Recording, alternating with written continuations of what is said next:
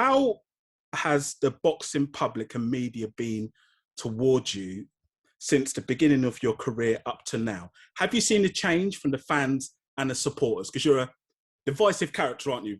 Like Marmite, some people would say. Am I divisive? I think that's pretty strong. I mean, I thought I was yeah, listen, you know, the beginning of my career, people weren't sure what to make of me, you know. A lot of people were saying I was in it to make a quick buck and then I was just going to, you know, go on Love Island or whatever, you know, just in and out.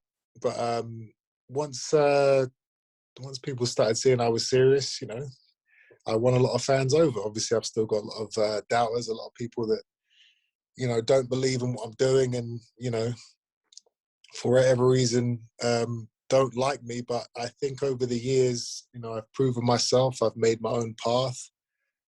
You know, I always entertain. I always, you know, I always put on a show. I never quit. I never coast. I'm one of those guys. It's always fun to watch me fight. So, you know, as long as I keep doing that, you know, I think boxing is better with me in it than with me without it. And no, I'm not retiring after this fight. That was an April Fool's joke, just in case anyone. Yeah.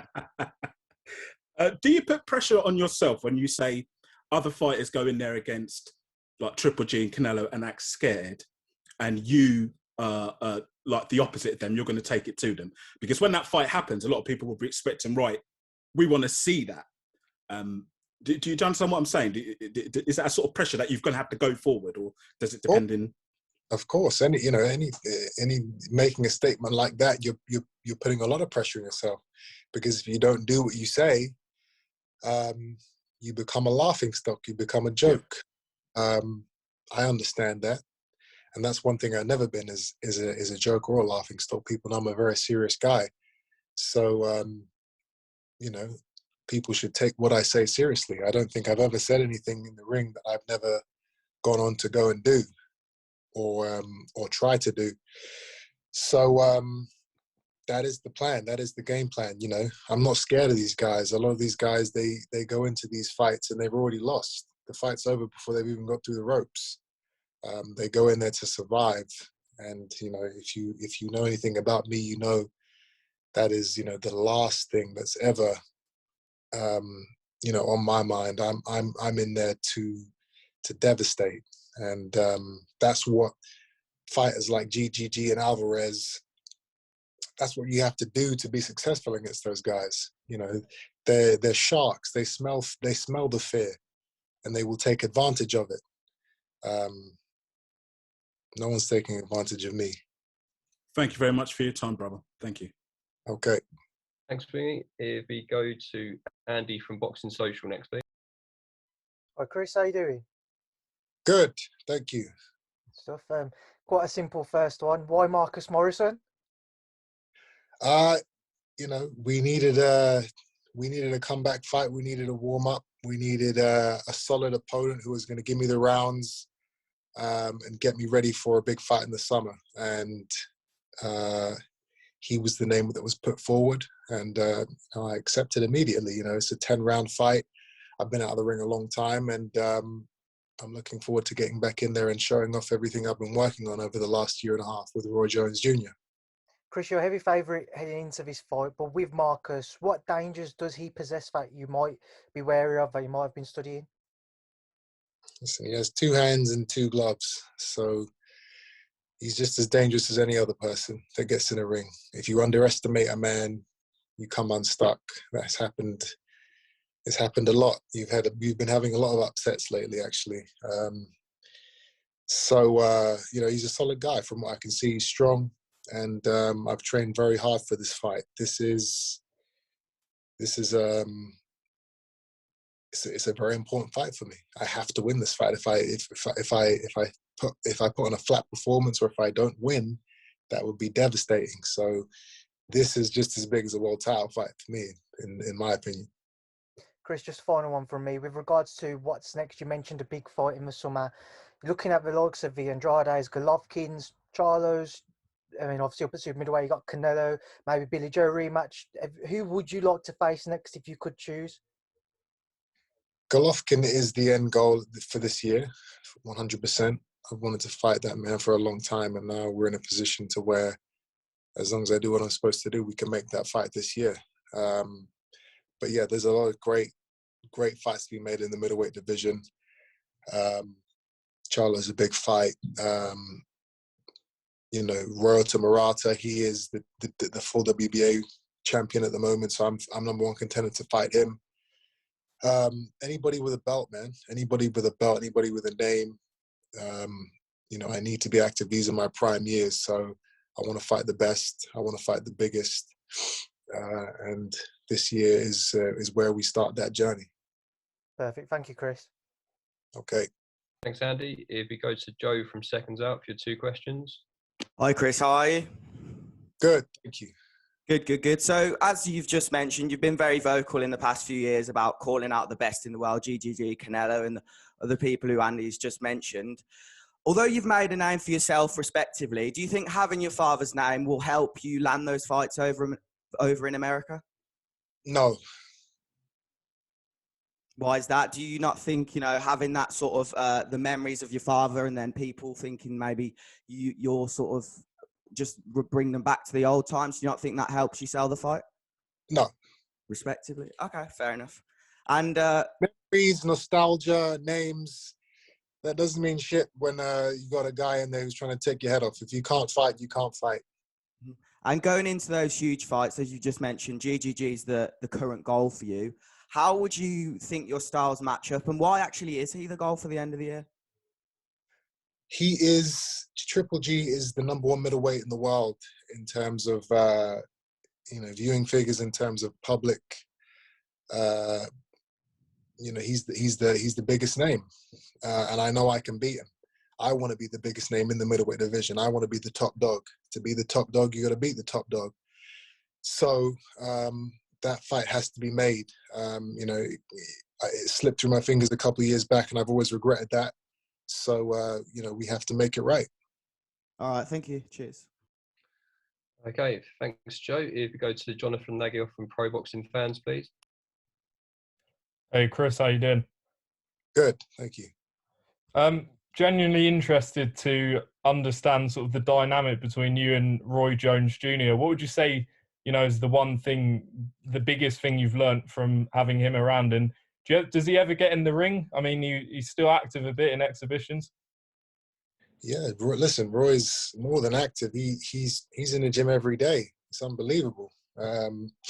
Training every day, training, you know, himself, training me. You know, boxing is his life. He can't stop. He doesn't want to stop. You know, and you know, with Roy, being with him over the last year and a half, you know, I'm not going to change as a fighter overnight. I'm 31 years old, but what Roy has changed in me significantly is my mindset, the way I think about the sport, the way I approach fights and sparring sessions. You know, he's a genius, and I've been learning from that genius for over a year now, and I feel like a lot of his creativeness and his mastermind has rubbed off on me. So now it's just for me to go into that ring on Saturday and show as much of it as I can off.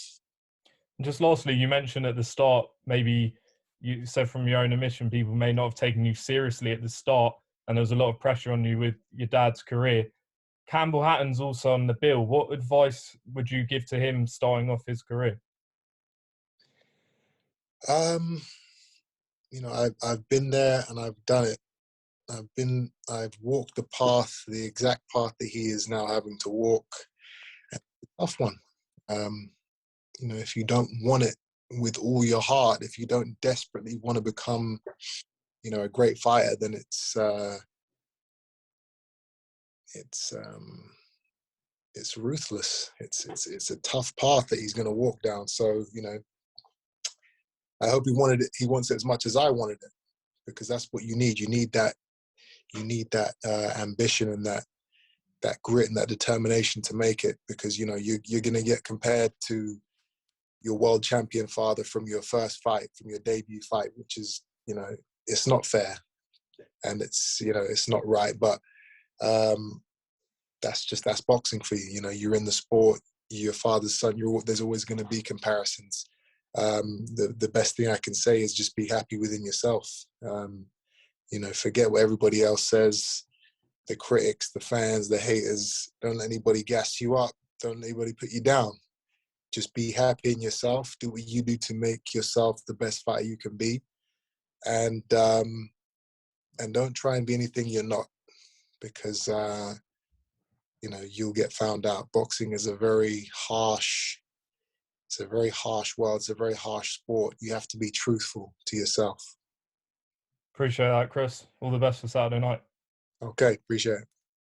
Thanks, Jonathan. If we go to Carlos Toro for your question next, please. Hi, Chris. Thanks so much for taking time to talk to us. You know, you mentioned, you know, not wanting a flat performance per se in this upcoming fight, but when it comes to wanting that big summer fight and sort of shaking out that ring rust, given how your last fight was cut short, do you feel that getting rounds in is a bit of a more priority this time around? You know, is it a priority? Lennox Lewis always says you don't get paid for overtime, which is true. You know, and so in that sense, you know, do you want to stay in the path of danger for longer than you have to? You know, I guess I'll make that decision on the night, but you know, it would be good to get some proper rounds in. But if I don't, you know, it is what it is. I have to get those rounds from sparring and from the training. But I think Marcus is a very solid dude, and he's going to be able to go in there and make it competitive. So I've got to be on my game 100%. You mentioned how, you know, you were talking about how you sort of let the Gennady Golovkin fight slip through your fingers a couple of years ago. Do you feel now that there is maybe perhaps more urgency on your side to try and get those big fights that you mentioned, whether it be a Charlo or Murata or Andre or a Golovkin? Absolutely. I'm 31 years old. You know, I'm in the prime of my life, but the prime doesn't last forever. You got to strike when the iron's hot. And I need these belts. I want these belts. So now is the time. Thanks, Chris. Okay. Thanks, Carlos. If we go to Devinder Pal from the Boxing Voice next, please. Cheers, Dan. Hi, Chris. You okay? Good. Thank you. Good. Just looking at your latest fights at middleweight, would you ever consider going back up to super middle? And if you were to fight Gennady Golovkin, would you want to fight him at a catchweight, middleweight, super middleweight, or is it something that you're not bothered about? Golovkin is a middleweight world champion. Why would I fight him at a catchweight? I won his belt. The only fight that I would move up a weight again for is Canelo. That fight I would move up a weight for, even though I'm not a super middleweight. That's the fight I'd move up for. But aside from that, you know, there's so many great fights to be had at middleweight. You know, there's no need to look at the super. I'm not a natural super middleweight. I have to gain weight. I have to eat breakfast the day of the weigh-in to make 168, to make 12 stones. So middleweight is where I'm comfortable at. It's my natural weight, and that's where I'm going to stay for the time being. And just very finally as well, Chris, did you watch the Felix Cash performance on Saturday night against Denzel Bentley? No, I didn't. No problem. He won anyway. But listen, look, best of luck for yourself on Saturday night, and may the best man win. Okay, appreciate that. Cheers. Thanks, Devinder. If we go to Ames from Boxing News TV for you two. Ames here from Boxing News TV. Pleasure to meet you, Chris. I know you're a I hope you enjoyed the recent movie. So, didn't hear what you said. I said, I know you're a Mortal Kombat fan, so I hope you enjoyed the recent movie that came out, if you've seen it. I actually haven't watched it yet, but I've watched half of it, so don't tell me what happens in it. No worries, no worries. A couple of questions for me. Chris, there are those in the boxing public who have been critical of the standard of some of the fighters you fought, this being the case here with Marcus Morrison, most notably Time Booth, who believes you're fighting his leftovers, as he says. What's your thoughts on the criticisms about the opponent you've picked for this weekend? I didn't pick the opponent. My promoters picked the opponent. I agreed. You know, I'm not going to turn down a fight. I've been out of the ring for a long time.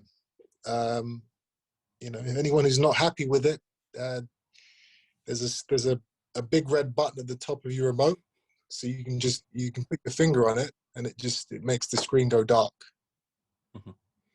And with that said, there's been a lot of talk with you in your career about those big fights, the Canelos, Triple Gs, Charlos, as has been said, but you haven't been able to land that so far. Why, from your perspective, have those fights not materialized for you, the ones you've been campaigning for a number of years now? What is it from your end? Why haven't they happened? There's only one fight that hasn't materialized, and that's Golovkin. You know, the other fights that I wanted were made. You know, I would have fought Charlo last year. They were lining that fight up. We fought on the same bill at the end of 2019, and then they were gonna build that fight for early 2020. COVID hit, and you know that put a spanner in the works big time. But you know, boxing's back, so now these fights will happen. All the best, Chris. Thank you. Okay. Okay, we've got time for two more before we let Chris leave. So if we go to Brett Redmond for your question, please. It's done. Hi, Chris. I hope you're well. Good, thank you. I'll refer back to 2015. You know, you absolutely pummeled Gary Spike O'Sullivan at the O2 Arena and retired him on his stall. And straight away after the fight, the first thing we come out was we've heard, you know, you want to fight Gennady Golovkin. Everybody's scared of him. I want him. What actually was the fall down in that fight not happening? Because I know you guys were in deep negotiation, and then Kell Brooks stepped in afterwards. Yeah, I think I mean, there's two sides to that story. You have, you know, the side of, you know, Kell Brooks stepping in and I guess taking a lot less money and demands for the fight, making the fight easier for Eddie to make in England. And then you have another story which I heard from Eddie Hearn himself in an interview where, you know, the fight was signed, ready to go, and at the last minute, my dad said, "We want one more thing. We want a painting or a picture that was up in the Matchroom office or something like that." And Barry Hearn said no, and that apparently destroyed the negotiations. That's what Eddie said. I've never heard that story until he told it. You know, I don't know how long ago, last year. At the end of the day, the fight, it doesn't really matter. The fight didn't happen, and you know, we have to rectify that. We have to make that fight happen, because, you know, in the middleweight division, I don't think there's anybody. You know, I don't think there's anybody that the boxing fans want more to fight Golovkin than me. They know what I'm going to bring. They know I'm going to go for him. They know I'm not going in there to lay down and survive. So, yeah, we have to get that fight made this year. Okay, Chris, great. Thanks very much for that. Good luck for Saturday, and I hope you land that fight in the future. I appreciate it. Thank you. Okay, got time for one more. Just apologies for anyone who hasn't had a chance to ask yet, but we're on a bit of a tight schedule. If we go to Dona Corby next, please. Hi, Chris. Great to speak to you.